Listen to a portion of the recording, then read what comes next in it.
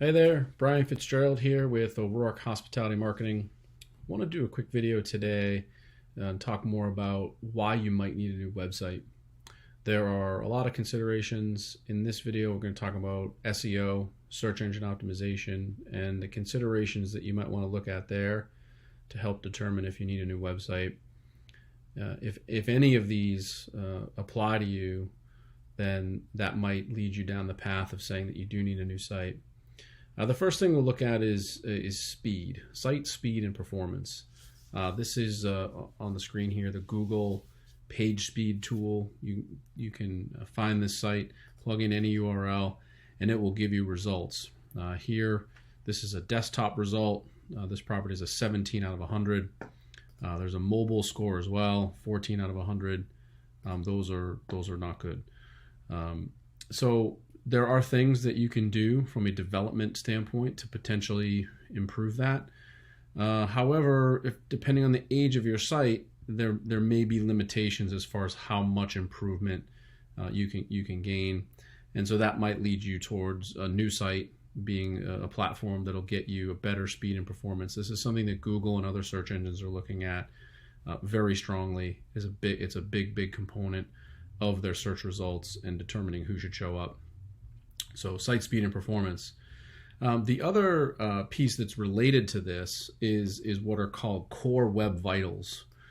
Google is launching a new algorithm update very soon, where they are going to be looking at some of these specific things: first contentful paint, largest contentful paint, first input delay, and cumulative layout shift. Again, these are more technical things that as marketers, we maybe can't impact. It's more of a development standpoint. But if you, again, your website technology, the foundation of it is not equipped to achieve some of these metrics just based simply on its age, that might be another reason why you need to look at upgrading. So core web vitals and just generally keeping up with Google algorithm updates is another area of SEO that might dictate you needing a new website. The next thing is a traditional on-site SEO. This is a random example. This hotel, the title tag is just Hotel Civic Seattle. There's a missed opportunity here. This could have Seattle Boutique Hotel, Seattle Hotel near the Space Needle. There's a missed opportunity here. Again, depending on how deep you're lacking in this regard, it might be something that you can clean up with your existing site, but it might be another element that leads you towards the path of needing a new site. The next thing is around content creation. So Google and other search engines have been very vocal over many years about wanting to see sites that are fresh, have fresh content, creating new, relevant, interesting content on an ongoing basis. A great way to do that is through a blog. These are some examples here of relevant, useful content that this hotel is producing that also has a keyword twist to it, right? So Memorial Day in Dallas. So if somebody is searching for that, potentially looking to make a trip to Dallas, this property now has content that's catered to that. Best Mother's Day spa retreats, festivals and events near Dallas. So this type of content can go a long way towards keeping you fresh. It's a signal that Google likes to see. So having a blog is a very important piece of that overall SEO puzzle. If your current website doesn't have this, again, it might be a new site that helps enable this for you and cover that. The last thing is a bit more technical.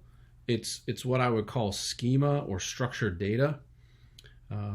There's many pages of this on Google's help section.